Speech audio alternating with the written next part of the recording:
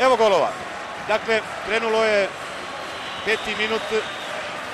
Ovo se očigledno dugo uigrava na treninzima i eto, donijelo je rezultat. 0-1 Gorš. Samo 7 minuta kasnije Džeko fantastično prima loptu, iznudio je penal kojeg Misimović pretvara u izjednačenje. 12. minut 1-1. I kada su mnogi pomislili da će to biti rezultat prvog dijela, Džeko je probio po lijevom krilu.